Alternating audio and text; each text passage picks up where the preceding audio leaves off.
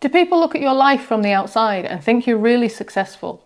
Perhaps you're in a leadership role at work or you run your own company, but inside you feel like there's something missing. Where does that sense of disconnect come from, and how can you find that fulfillment that you're craving? I used to make a full-time living from a board game website that I founded, and it gave me time and location freedom, and I earned more money doing it than I did in my corporate job, but I still felt like there was something missing and I didn't feel fulfilled.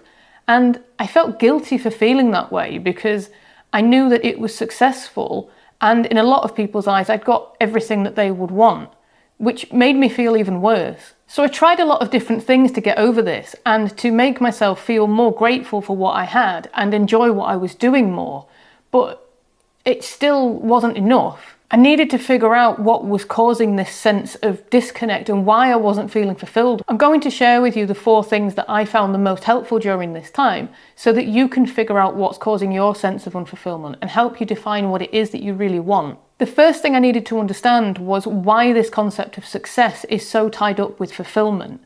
And I found the answer in some social science. If you've been to a social event where there's a buffet of food laid out for you, and you see everybody having the sweet treat, you're more likely to indulge in one as well, even if you're on a diet and without any peer pressure. The desserts are a treat, and you deserve a treat just like everybody else, right? In these situations, you're experiencing firsthand something called social contagion. Social contagion is the spread of information, attitudes, emotions, or behaviours from one member group to another one. But it can have a bigger impact on our lives than just having a dessert when everybody else is. Harvard psychologist Susan David looked at how social contagion drives us to strive for things that other people want, but they aren't necessarily what we want. We work towards these conventional markers of success because we've been told that when we achieve them, we've made it. And we expect that when we get there, we're going to feel contentment and fulfillment as part of the deal.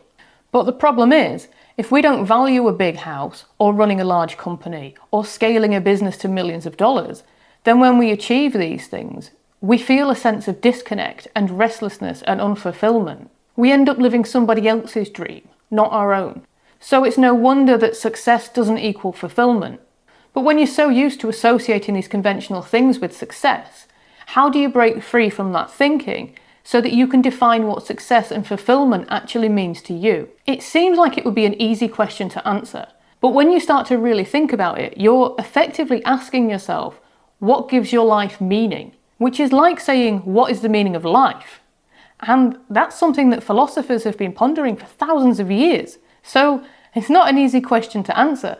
And while I don't have the answer to the meaning of life, I do have some ways to help you discover what you might find fulfilling. In Susan David's book, Emotional Agility, she suggests tapping into your emotional intelligence and your self-awareness to help figure out what matters to you. She guides you through a 4-step process to help you figure this out. First step is showing up. In this step, you face your thoughts and emotions with kindness and curiosity, and try not to judge yourself for feeling and thinking the way that you do. So as you go about a typical day, pay attention to what you're thinking and feeling. To record this, I opened a notes app on my phone and wrote down the activity and then what I was thinking and feeling as I was doing it. 2 things that were difficult about this. The first was to actually notice when you're thinking or feeling something and writing it down in the moment rather than just ignoring it and carrying on.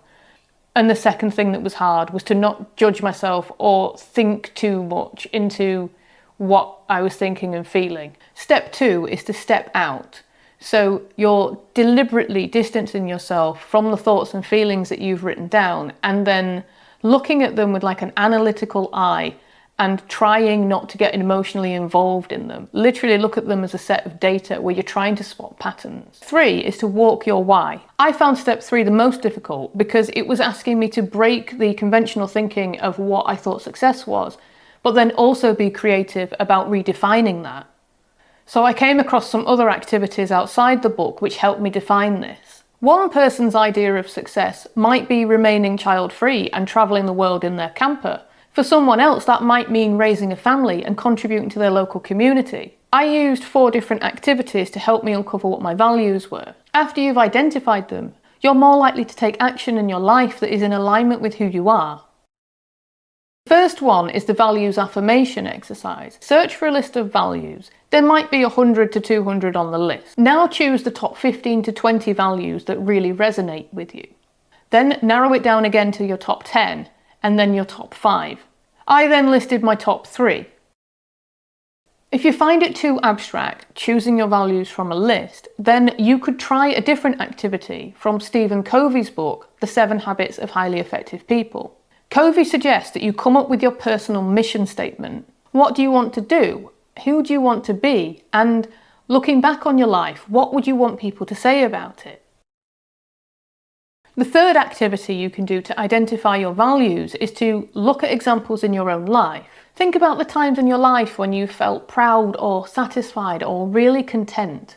What values were present in those moments and why were they important to you? I noticed in the past that I'd felt very satisfied when I'd made a piece of content and put it out in the world because I thought it could help some people. But the content that I was making was about board games, which has quite a small impact on people's lives. So I'd uncovered that I wanted to carry on making content, but I wanted to help people in a bigger way. Speaking of helping people, if you're finding this useful, please like and subscribe. You can be an early adopter because this is my first video.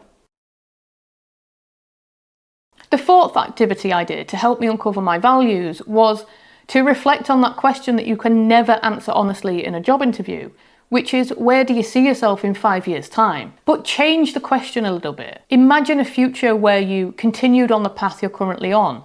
Where would that take you to in 5 years' time? What would a day look like, a week, a year? What would you be doing and how would you be feeling? And then think about your dream future, where you would really love to be in 5 years' time. Your answer to these questions will help reveal whether you're on the right path or not. And it's interesting to see just how different these two paths are. Looking forward 5 years from where I was, if I'd carried on, I would have still been writing content, helping people play tabletop games. I don't want to be known as a tabletop gaming content creator. So now that I'd uncovered my values, it was time to make a change. The fourth and final step in emotional agility is to move on. You can use the tiny tweaks principle to help you to think, act and react more in line with your values that you've uncovered. And you can make these changes today. For example, if you value freedom, but you're not enjoying your work, you could see it as a means to an end while you're working on your side hustle. If one of your values is peace, if you're overworked and stressed out, it can be really easy to overreact when something else goes wrong.